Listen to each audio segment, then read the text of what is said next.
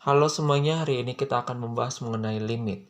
Yang hari ini kita akan bahas, kita fokuskan ke pengantar atau pembuktian limit. Nah, suatu limit dikatakan ada atau suatu limit dikatakan memiliki fungsi selain karena bisa dibuktikan dari batas kiri yang sama dengan batas kanan, limit tersebut pun dapat dibuktikan dari notasi epsilon, delta, n maupun m-nya. Nah, apa itu notasi epsilon, notasi delta, n, dan m?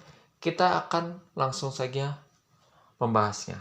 Yang pertama, kalau saya punya limit x mendekati a dari fx yang hasilnya sama dengan L, maka notasi yang diperlukan untuk membuktikan limit tersebut ada atau memiliki nilai adalah menggunakan epsilon dan delta.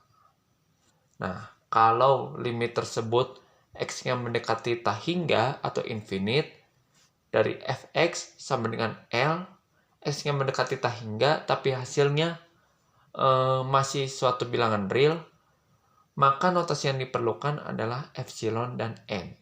Nah, n ini sebagai pengganti delta, ya. Nah, lalu tipe yang ketiga adalah kalau saya memiliki limit x mendekati a dari fx, hasilnya adalah infinite atau tak hingga, maka notasi yang diperlukan adalah m dan delta. M ini menggantikan epsilon, ya. Nah, yang terakhir, tipe yang terakhir adalah kalau saya mempunyai limit x-nya mendekati tak hingga dari fx yang hasilnya pun tak hingga, maka notasinya adalah m dan n. Jadi m atau n ini ketika x atau hasilnya itu ada yang tak hingga.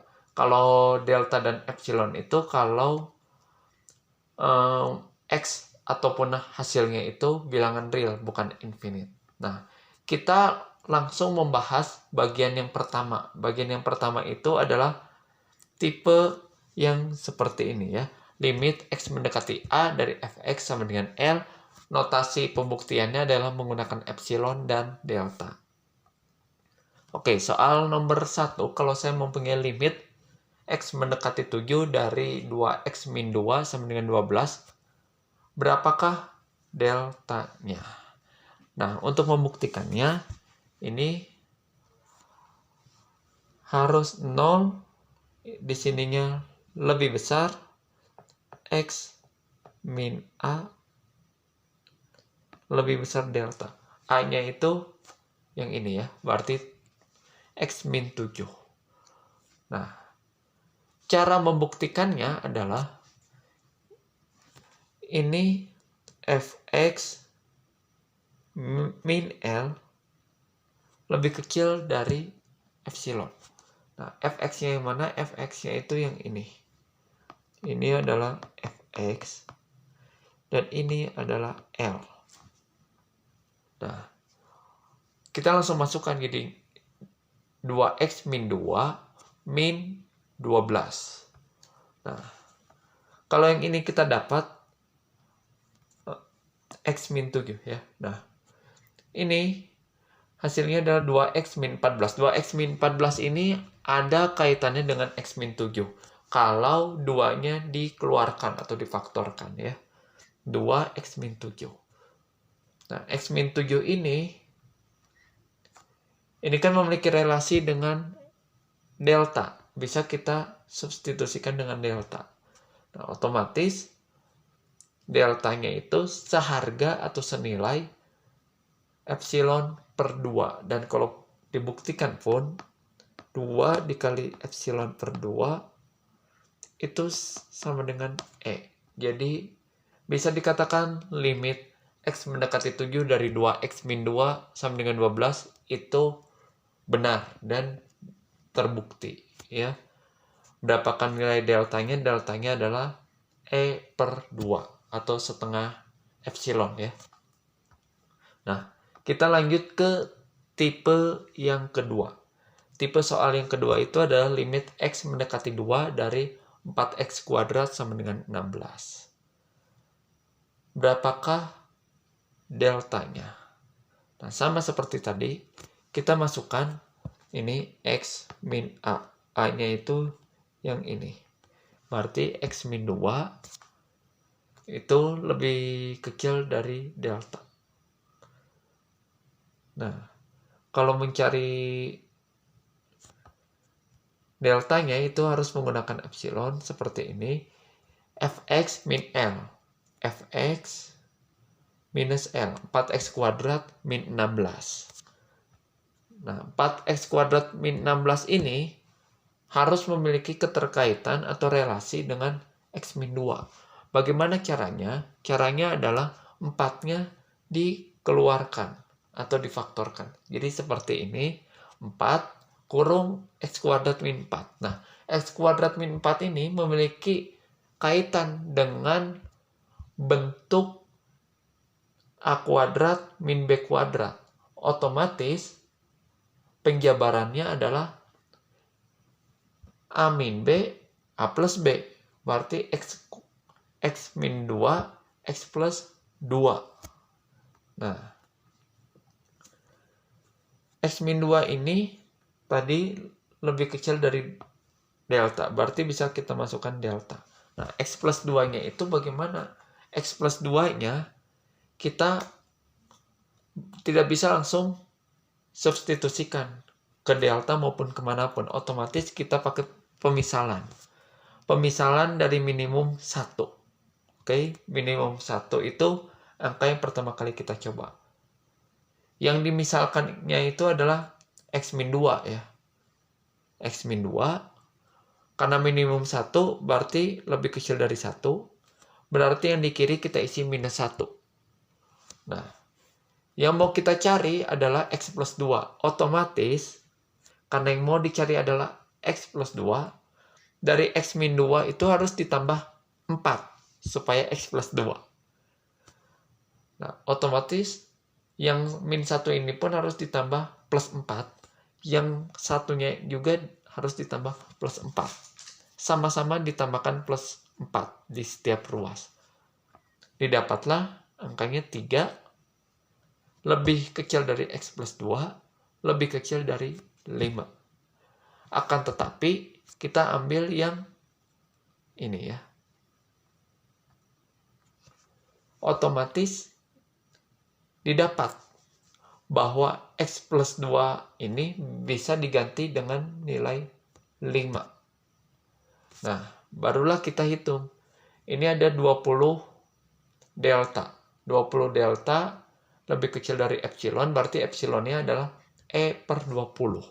Jadi jawabannya berapa? Jawabannya bukan hanya E per 20, tapi ditulis juga ini, minimum 1, lalu koma, E per 20. Kenapa ada minimum 1? Karena minimum 1 ini dipakai ketika mencari substitusi atau nilai pengganti dari X plus 2. Nah, kita lanjut ke soal ketiga. Ini soalnya berbentuk akar ya, persamaan irasional. Limit X mendekati 1 dari akar 3X plus 6 sama dengan 3. Nah, berapakah deltanya? Sama seperti tadi, konsepnya adalah X min A lebih kecil dari delta. A-nya itu yang ini. Kita langsung masukkan. Lalu, yang kedua, angka kedua adalah kita masukkan Fx min L lebih kecil dari epsilon. Fx-nya ini dikurang L. Akar 3x plus 6 dikurang 3. Lebih kecil dari epsilon. Nah, bagaimana cara untuk menyederhanakan bentuk akar seperti ini? Caranya sama seperti akar yang di bagian penyebut. Kita harus merasionalkan. Nah, cara merasionalkannya kalau di sini ada tanda negatif, yang dirasionalkannya harus tanda positif, dan begitu pun sebaliknya.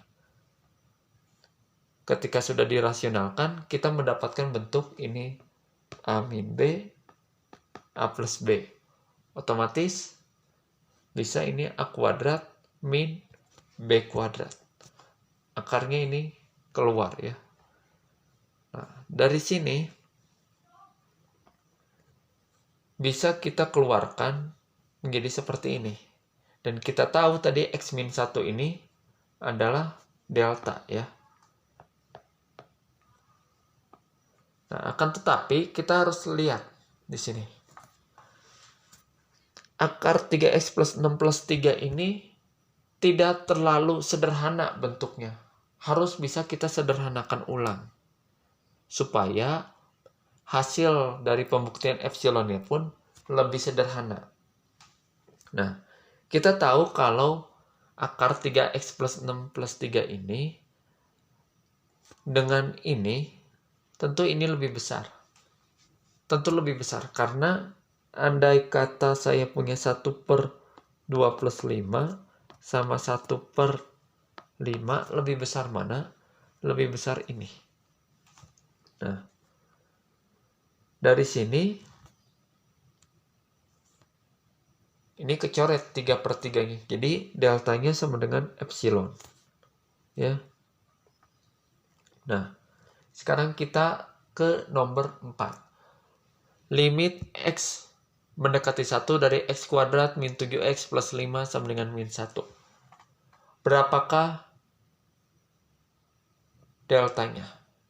Sama seperti tadi, syarat pertama, masukkan dulu X min A lebih kecil dari delta. Lalu syarat kedua adalah masukkan Fx min L lebih kecil dari epsilon. Nah, Fx min L. Min sama min jadi plus ya. Nah, bentuk seperti ini bisa difaktorkan menjadi seperti ini. Yang kita ketahui itu X min 1. Nah, ini tuh adalah deltanya. Nah, X min 6 itu berapa? Sama seperti bentuk yang ini ya. Harus kita pakai pemisalan. Pemisalan dari minimum 1. Yang kita masukkan adalah X min 1. Di sininya adalah 1 karena minimum 1. Di bagian yang lebih kecilnya atau bagian negatifnya adalah negatif 1. Yang kita cari adalah X min 6. X min 1 harus ditambah atau dikurang berapa supaya mencapai X min 6. Dikurang 5. Otomatis bagian kiri dan kanannya pun harus dikurang 5. Didapat ini ya. Kita pakai yang ini.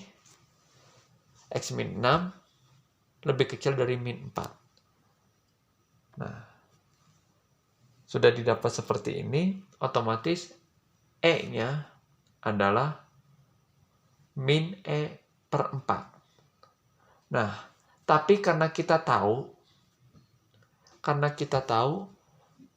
E itu harus lebih besar dari 0, maka E-nya bisa kita kasih tanda positif.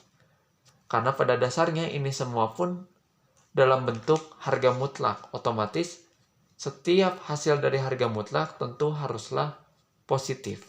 Jadi deltanya adalah berapa hasilnya? Hasilnya adalah minimum 1 dan juga E per 4. Ya. Nah, jadi itulah pembuktian mengenai limit X mendekati A dari Fx sama dengan E sama dengan L menggunakan notasi delta dan notasi epsilon. Di video-video selanjutnya nanti kita akan membahas mengenai pembuktian notasi epsilon dengan N, delta dengan M, dan notasi M dengan N. Nanti kita akan bahas lebih lanjut di video-video selanjutnya. Semoga bermanfaat. Terima kasih.